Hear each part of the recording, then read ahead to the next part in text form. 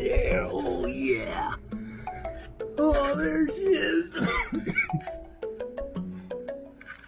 I'm not as young as I used to be.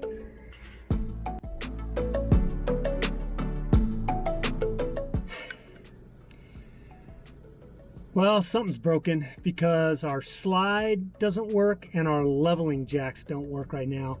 And everything seems to click, everything seems to work, but we're not getting any motion, no movement, no nothing. So here's what I think is the culprit. It's this little slide motor. It's a 1-horse motor that operates the hydraulic system, and I don't think it's working, so I'm gonna check it out. But we are here in Horse Cave, Kentucky. It's near Mammoth Caves. Everything seemed to work on our way out today from Buck's Pocket, but there was a little issue I noticed with my jacks, so I think that's the problem. All right, honey, you there? I'm here. Okay, go ahead and turn on the jack system. Jacks are on. Okay, go ahead and press auto. Auto is pressed.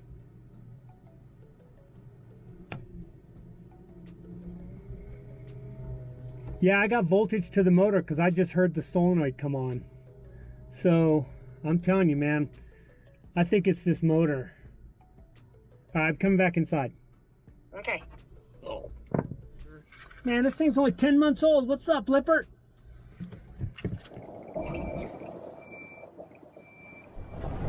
Okay, so we've got a little beeping and a blinking light going on. Baby, what's going on? Well, our slide doesn't work anymore, and neither do our jacks because the motor's burnt out, so we've done the testing. But what's happened now today is that the jack's down light is illuminating. That could be hydraulic fluid, it could be something, it could be one of the jacks is dropped, but it's triggering the sensor. So it's already enough that our slides don't work and our leveling doesn't work, so we're going schoolie style. Now we get the noise of the jack's down light coming on every few seconds, so I'm not gonna lie, it's a little frustrating. If you've ever seen the movie, I think it was, what's the one with Steve Carell and he turns into Noah? Oh yeah, Evan Almighty. Evan Almighty. If you ever saw Evan Almighty, it's like if you ever ask for patience, God just doesn't give you patience. He gives you opportunities to be patient. This is one of those opportunities. No! Yeah, that was no fun living schoolie style. You don't appreciate 4 feet until it's gone. Right, that major slide and our feet all needed to work, but they finally do work. We got the part ordered. It was delivered to Smith's RV in Spirit Lake, Iowa. Kelly, you rock. Randy, you rock. That's his feet that you see in this picture right now. But they got that part in about 10 minutes and we were open for business. They were lightning fast on repairing it too. We didn't even have to get out of the coach, and before I knew, they had started, they were already done. Yeah, we got an extra motor just in case. You don't need to get the Lippert motor, which is the $1,000. There are aftermarket brands, so if you're out of warranty, you can find one on Amazon for about $350, which I still think is expensive for a 1-horsepower motor. But thanks, Smith RV. Mm-hmm. They did a great job. So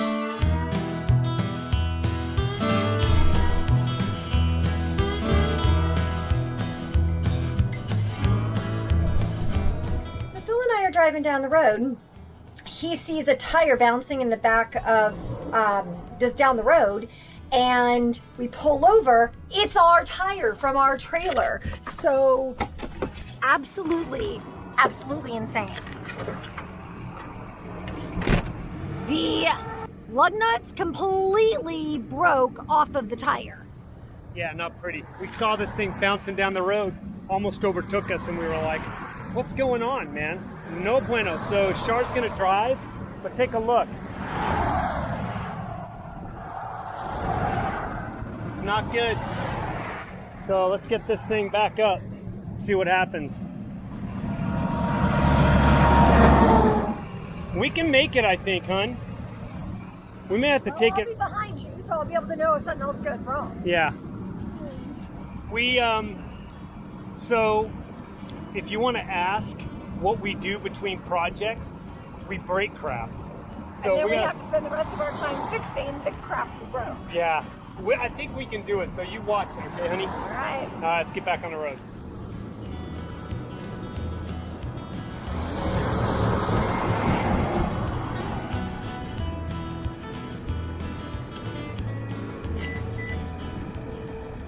Good as new.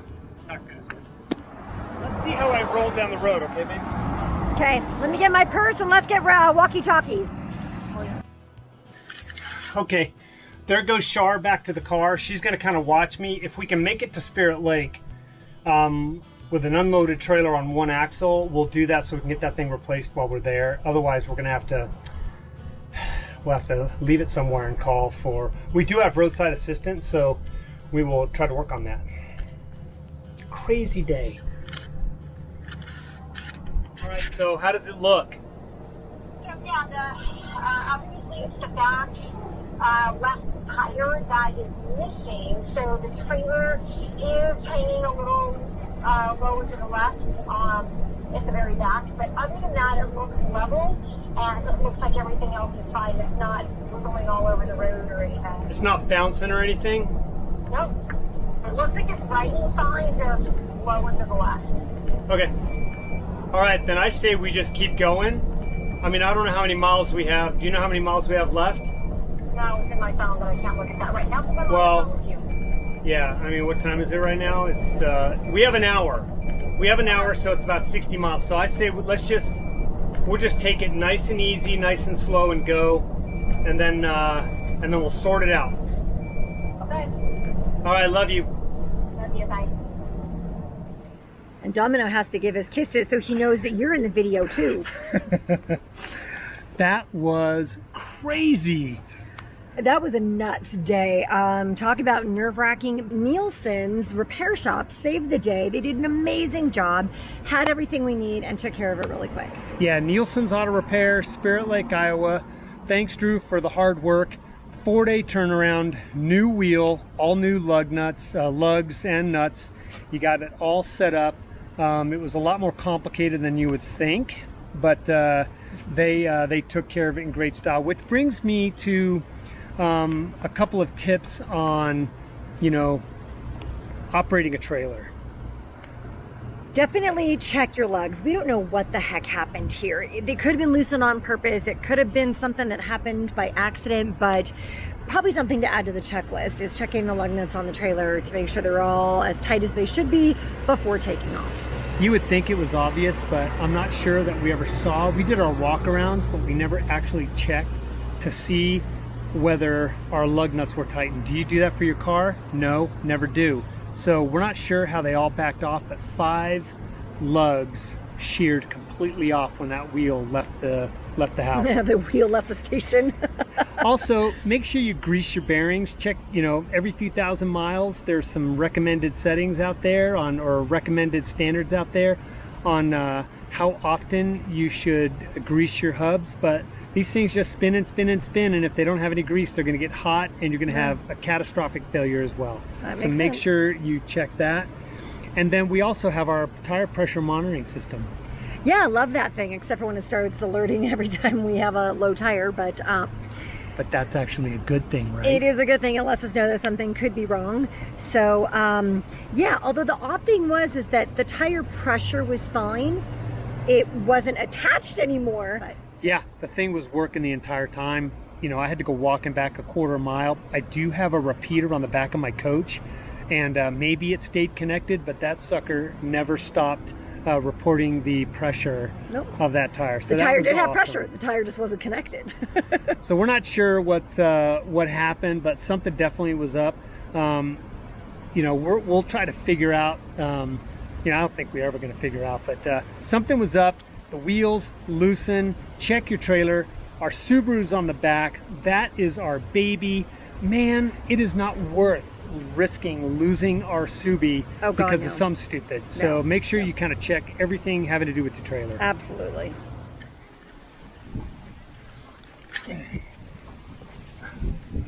I had this happen twice. The landing feet have popped off the bottom. Now this landing foot is less than a year old, so really curious to find out what's going on. So thankfully I got Cody from Hitch to Hitch. We're gonna try to remove the old pieces, take a look, and then I got the replacement feet inside. Okay, we're back at another campground. We failed in our attempt to remove a foot pad. Meanwhile, another one broke, so that's 3 out of 4 Lippert foot pads, which just sucks, and they're not even 10 months old. So trying to figure out what happened, but we're getting replacements. I've only got 2 to replace. I've got my duly designated assistant, Shar. She's gonna help. Let's go. What you waiting for? And then I had to buy a 1" and 1/8 socket, and I had to buy a huge crescent wrench. Take a look. Whoa! I got this baby.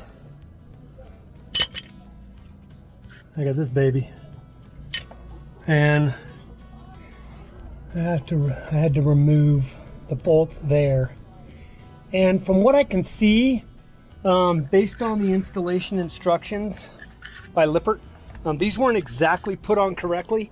So there's missing some O-rings and stuff. So we're going to configure it correctly and see if that makes a difference. But I don't know.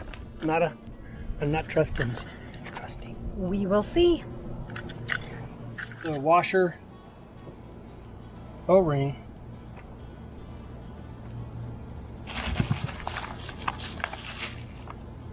Foot pad.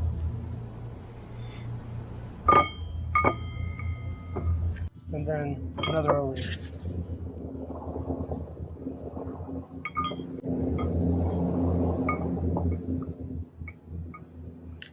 See if I can get that down there to hold that. Pretty good. All right, ready? Ready to go down there? Ready, let's do it.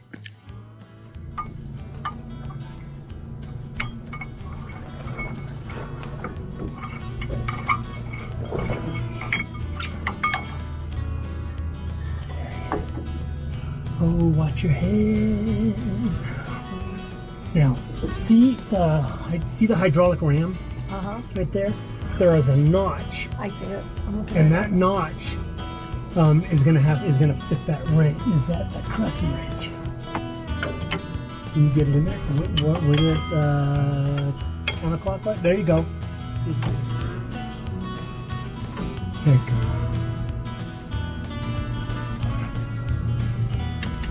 That's it.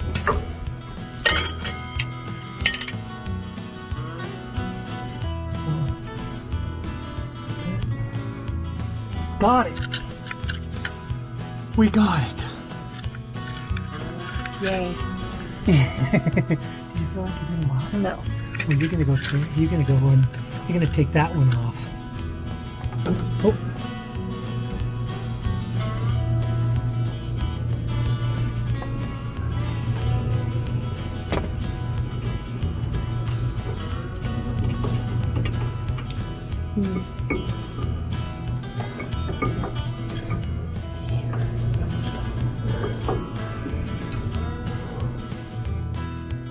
As tight as I can. Is that about tight? They said? Uh-huh. I can't get it in. Okay, that's it. Check it out. Sorry, that's it. Okay. 2 down, 2 to go. 2 down, but we don't have any more pads. Oh, we only got 2. Oh, I think I just heard something. I did too. We're just about ready to get underway, and we heard the magical 4th sound. Let's see if it was the last jack pad that fell.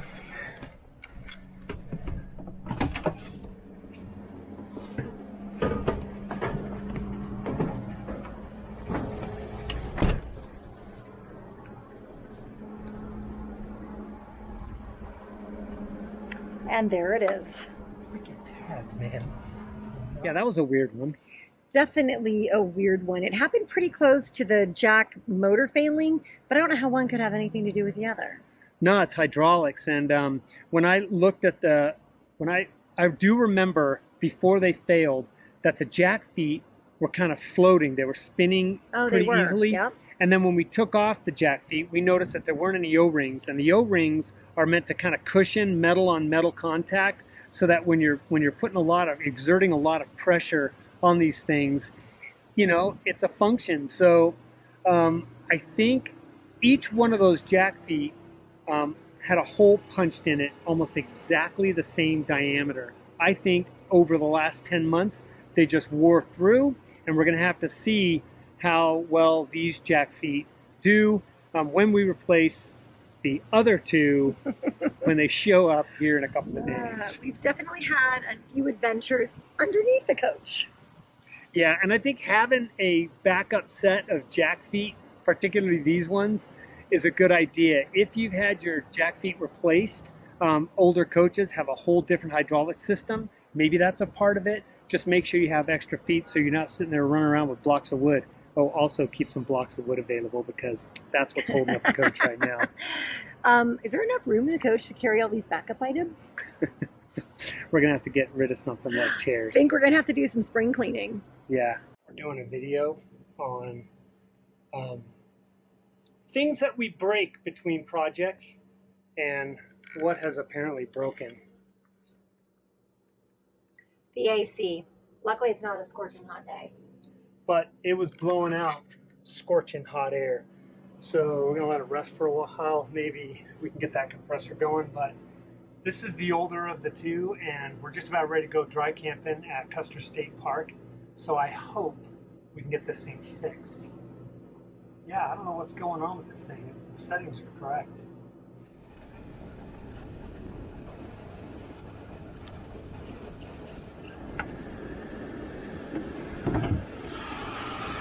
I think I know what the problem is.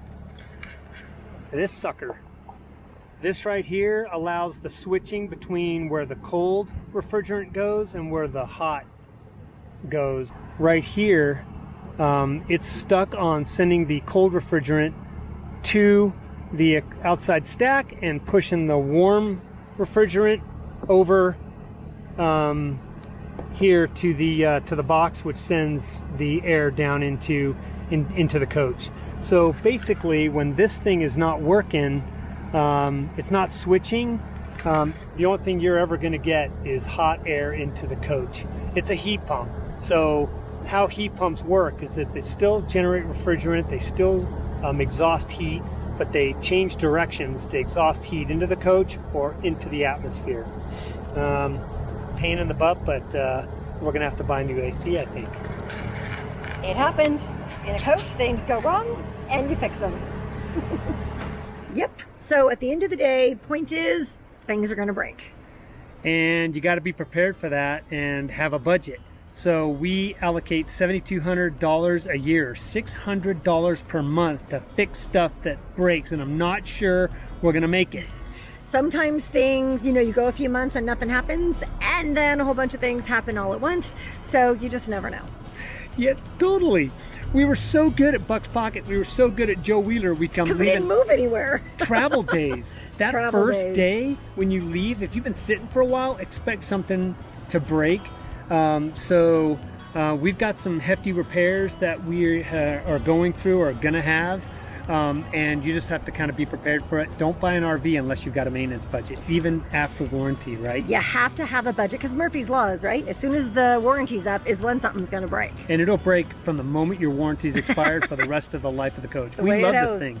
It's 12 years old, but it is fantastic. We love it. We bought it for a reason, because of the room and the space inside. It's beautifully updated. Breaks like every day. Well, every moving day at least. So that's about it. Be sure to like and subscribe.